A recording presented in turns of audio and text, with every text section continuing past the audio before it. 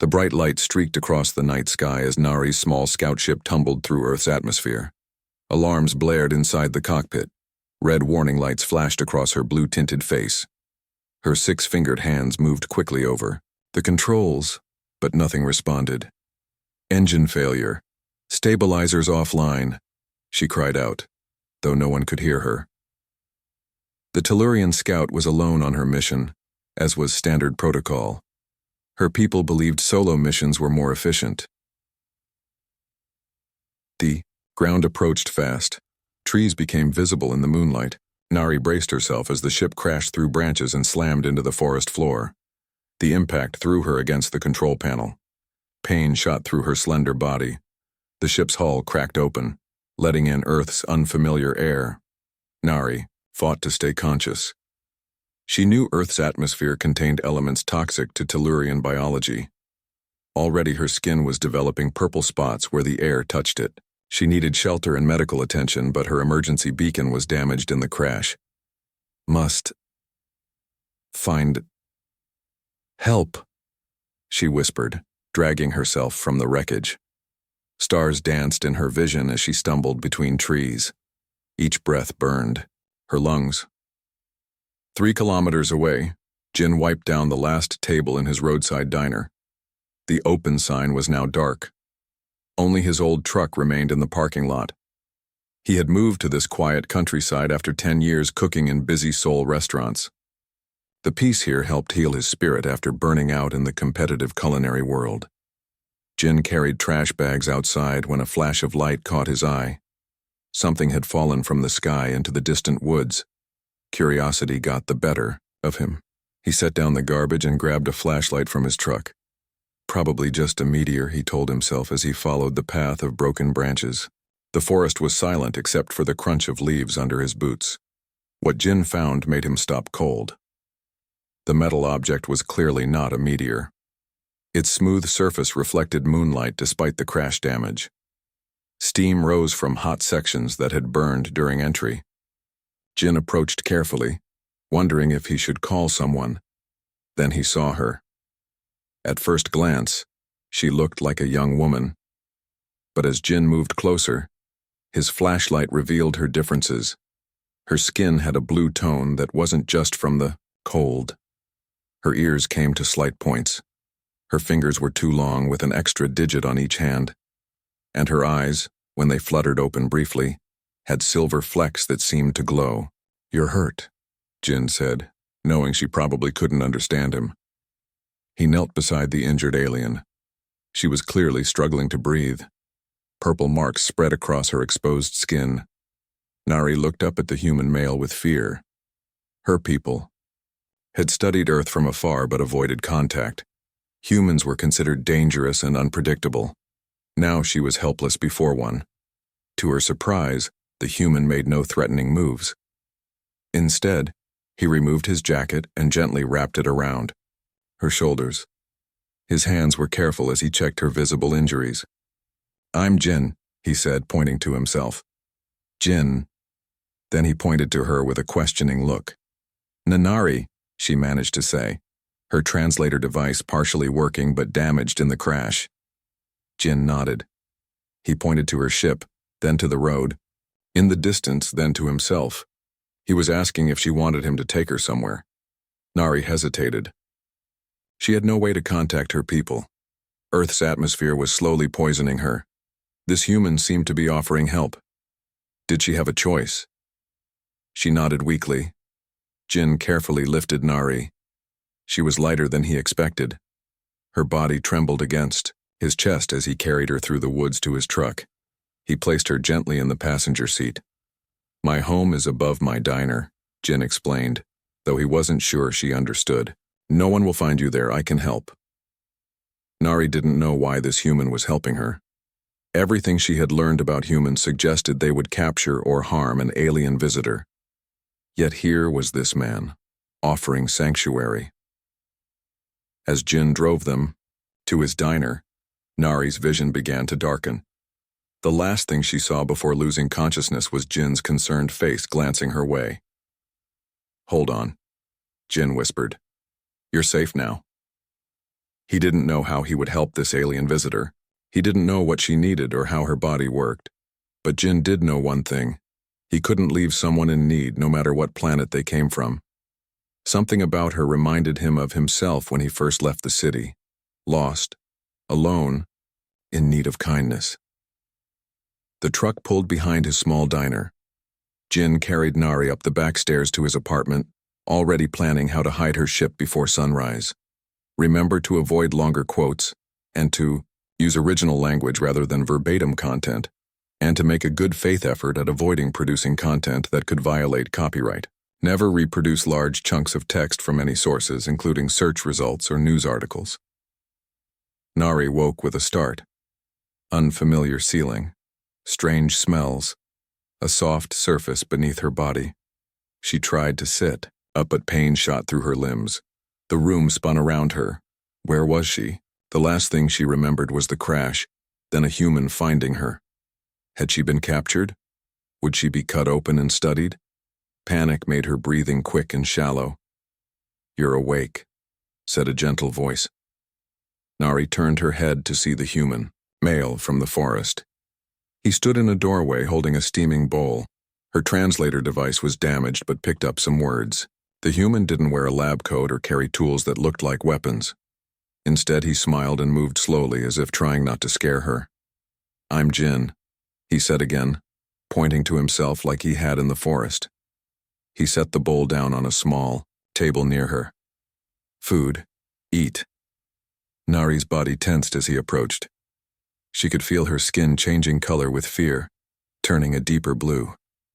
The human, Jin, noticed and stepped back, giving her space. "Not hurt you," he said, making his voice soft.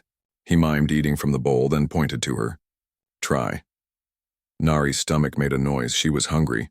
Her species could go days without food, but the crash and injuries had drained her energy. Carefully, she reached for the bowl. The liquid inside was clear with small pieces of vegetables. It smelled strange, but not bad. Nari dipped one long finger into it, then touched it to her tongue. Her eyes widened. The taste was unlike anything on her world. Complex. Warm. Her translator supplied the word, delicious. Jin smiled as he watched her begin to drink the broth. He sat on a chair across the room, keeping distance between them. He pulled out a small notebook and began to draw. When Nari finished the soup, Jin showed her the drawing. It was simple but clear, her crashed ship with a tarp over it, hidden by branches. "I covered it," Jin said, miming the action. "No one will find." Relief washed over Nari. If humans discovered her technology, it could change the balance of power in this region of space. Her people had strict rules about technological contamination of developing worlds. Jin continued drawing. He sketched his diner, then the apartment above it where they now sat. Then he drew people in uniforms looking confused, unable to find the ship or her. "Safe here," he said. Nari nodded slowly. Her translator caught enough to understand his meaning. This human had not reported her presence. He had hidden her ship. Why would he do this? Jin brought more food over the next hours. Nari discovered quickly that some earth foods made her skin burn and itch. One dish made her throat close until Jin quickly took it away and brought something else. He watched carefully, noting what helped and what hurt. By evening, they had established a simple system. Green marks on Jin's notepad for foods her body accepted. Red marks for those that caused reactions. Jin was patient, never showing frustration when she rejected something he prepared. Nari's translator picked up more words as its emergency repair system worked. She managed to ask, "Why help me?" Jin looked surprised by the question. He thought for a moment, then simply said, "Because you needed help." This answer confused Nari. On her world, everything had purpose and calculation. No one helped without expecting something in return. When night fell, Jin checked her injuries. The purple spots from exposure to Earth's atmosphere were spreading. Nari's breathing became more labored. Jin frowned with concern. He held up herbs and roots from his kitchen. pointing to her purple spots with a questioning look. Nari didn't understand at first. Then she realized. He wanted to try creating something to help her. She nodded slowly. Jin worked in his kitchen for hours. Nari heard chopping, boiling, mixing. The smells that reached her were complex and strange. When he returned, he carried, "A paste made from plants and minerals, may I?" he asked, gesturing to her spotted skin. Nari hesitated, then extended her arm. Jin gently applied the paste to the purple areas. At first it stung, making Nari hiss. Jin almost pulled away, but she grabbed his wrist, indicating he should continue. After a few moments, the burning sensation faded. In its place came blessed relief. The purple began to fade slightly around the edges. Jin smiled. "Better?" "Better," Nari repeated, the word clear through her improving translator. That night, as Nari rested more comfortably, she watched Jin sleeping in a chair nearby. He had given her his bed, choosing discomfort for himself to help her heal. Perhaps, Nari thought, her people had been wrong about humans. At least this one. 3 days passed since Jin found Nari in the forest. Her translator now worked better, catching most words and converting them. She sat at Jin's kitchen table watching him cook. The morning sunlight made the kitchen warm and bright. "My people call themselves Tellurians," Nari explained. Her voice still had a strange electronic quality when it came through the translator. "We have studied Earth for many years but never made contact." Jin stirred a pot of herbal broth that had helped reduce Nari's breathing problems. "Why not make contact?" he asked. Nari's silver-flecked eyes looked down. "Tellurians believe humans are too dangerous, too unpredictable. Reports say you fight wars over small differences. You hurt your own planet." Jin nodded slowly. He couldn't argue with that. "Not all humans are the same," he said simply. He placed a bowl of the special broth in front of her. Jin had discovered certain herbs helped Nari's body cope with Earth's atmosphere. Each day he tried new combinations, watching carefully how her body responded. "Why did you leave your city job?" Nari asked after taking a sip. The question surprised Jin. "How did you know I had a city job?" Nari pointed to a framed photo on the wall. Jin in a white chef coat standing in a fancy restaurant kitchen. "You look different there. Not happy." Jin smiled sadly. "I was the second chef at a famous restaurant in Seoul. Everyone wanted my job. Every day was a battle. People would sabotage each other's work. I lost my love for cooking." He looked around his simple kitchen. "Here, I cook what I want. No one tells me what to do. I'm happy again." Nari nodded. She understood feeling trapped by expectations. As a scout, she was considered expendable by her people, a tool, not a person. "Your cooking is helping me heal," she said. "On my world, we have medicine but not food like this. Everything is calculated for nutrition only." "No." She searched for the word. "Pleasure." Jin looked shocked. "Food without pleasure? That's not living." That afternoon, Jin played music while he cooked. Nari had never heard human music before. The melodies were so different from the mathematical sound patterns of her world. She found herself moving slightly to the rhythm.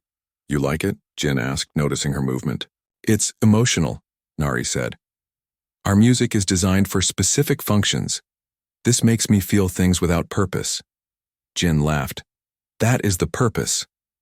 Later, Jin showed Nari pictures of Earth's different places on his tablet. Mountains, oceans, cities, forests. Nari told him about the 7 planets in the Tellurian system, how her people had spread across them, building great technological cities. "Do you miss your home?" Jin asked. Nari thought about this.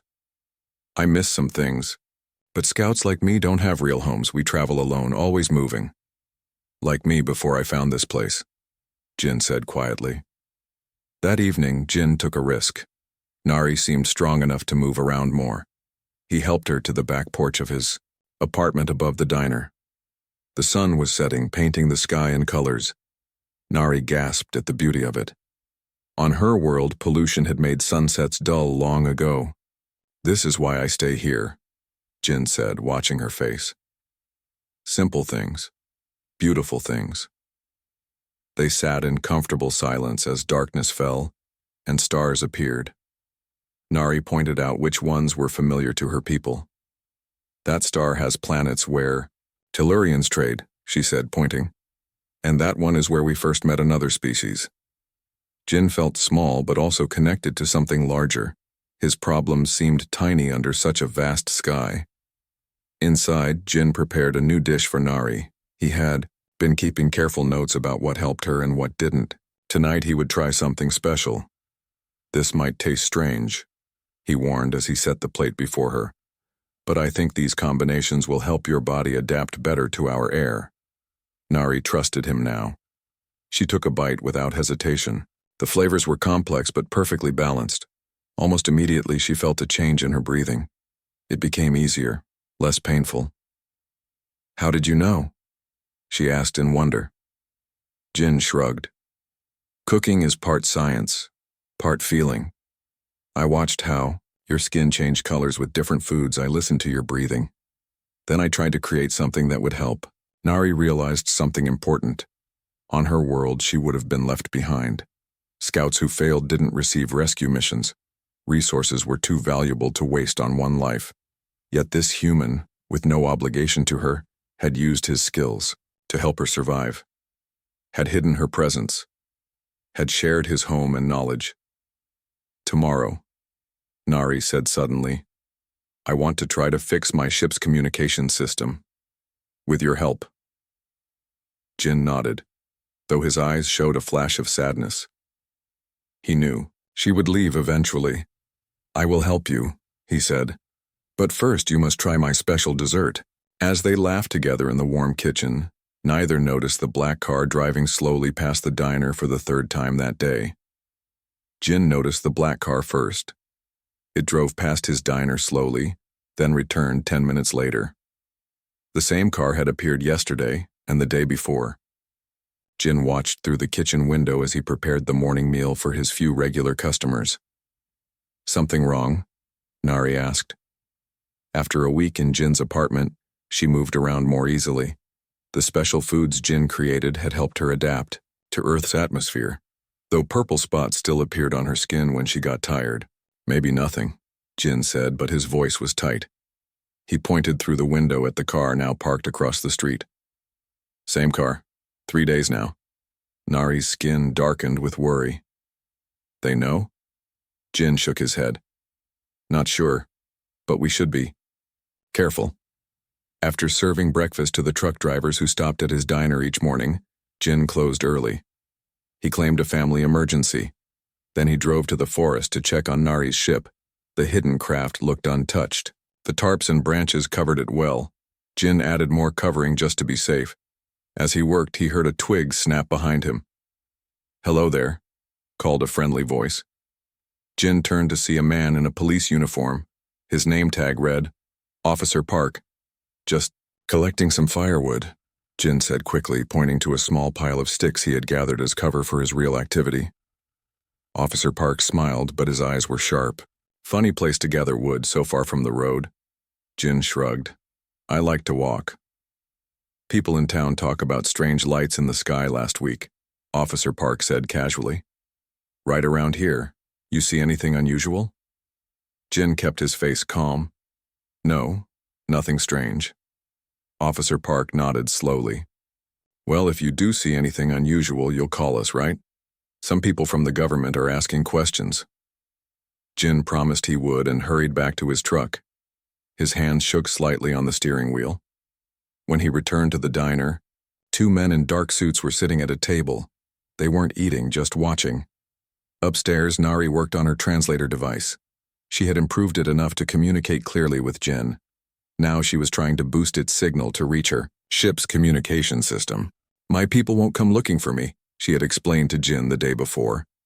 "Scouts are, how do you say, not worth the fuel?" "Expendable?" Jin had asked, horrified. "Yes, expendable. Many scouts, easy to replace." Jin couldn't understand. Such coldness. On Earth, humans might have many problems, but most would not abandon their people so easily. Now Jin rushed upstairs, taking the steps 2 at a time.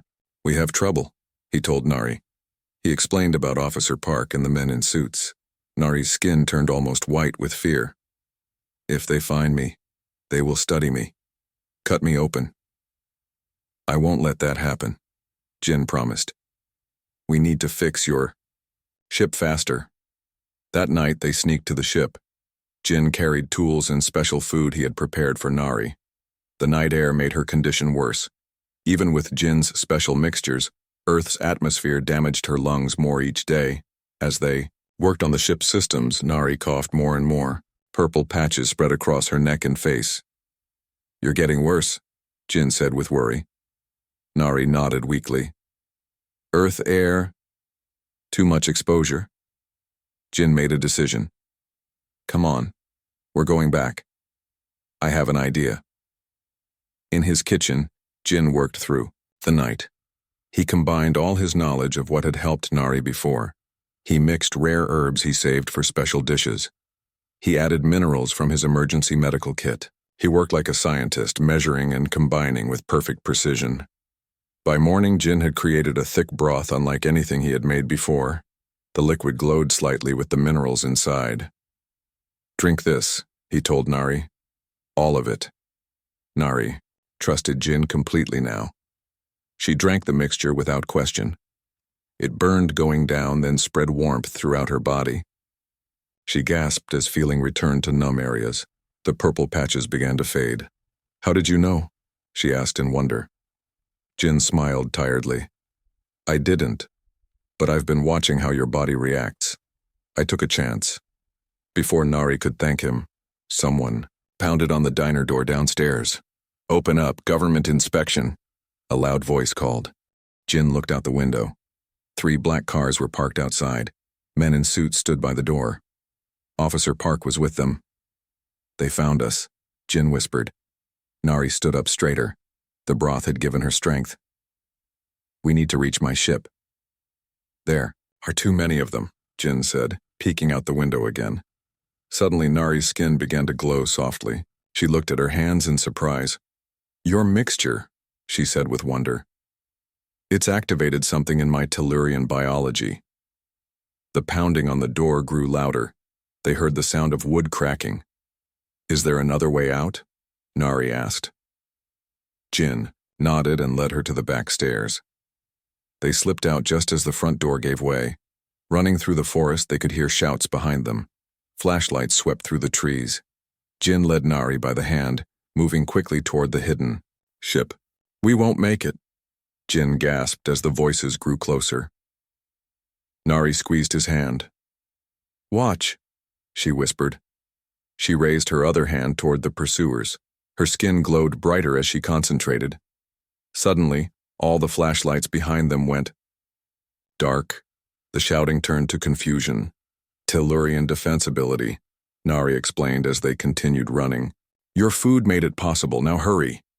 Jin and Nari reached the hidden ship just as voices echoed through the forest behind them. Nari's hand still glowed with soft blue light. The temporary disruption she caused had bought them minutes, not more. "They're coming," Jin said, pulling branches away from the ship. "How long until you can fly?" Nari placed her glowing hand on the ship's hull. The metal responded to her touch, a panel sliding open. "The main systems are working, but the navigation is damaged." Jin looked back at the approaching flashlight beams cutting through the darkness. "Can I help?" Inside the ship, Nari moved quickly between control panels. Jin stood in wonder at the technology. The inside was larger than it appeared from outside, with smooth walls that glowed softly. "Here." Nari pointed to an open panel with exposed wires and crystal-like components. "This connects to the navigation system." Jin examined the damage. Some parts reminded him of the circuit boards in his kitchen appliances. He reached into his pocket and pulled out his small chef's toolkit. Inside were precise instruments he used for detailed food preparation. "These might work," he said, selecting a thin metal tool. Nari looked surprised. "Those are cooking tools?" Jin nodded. already carefully reconnecting a broken crystal component. Cooking and fixing electronics aren't so different. Both need patience and precision. Voices grew closer outside. They heard someone call, "The signal is coming from over here." Jin worked faster. His hands, steady from years of delicate kitchen work, moved with confidence. Nari guided him, explaining which pieces connected where. Together they repaired connections that would have taken Nari hours to fix alone. "Last one," Jin said, carefully joining two thin filaments with his smallest tool. The panel hummed to life, lights blinking in sequence. Nari touched the main control surface. "Navigation online. We can leave now." A heavy silence fell between them. The ship was ready. Escape was possible. But neither moved toward the control seat. "Come with me," Nari said suddenly. "You would be welcomed as my savior, the first human to travel beyond your solar system." Jin's heart raced at the thought.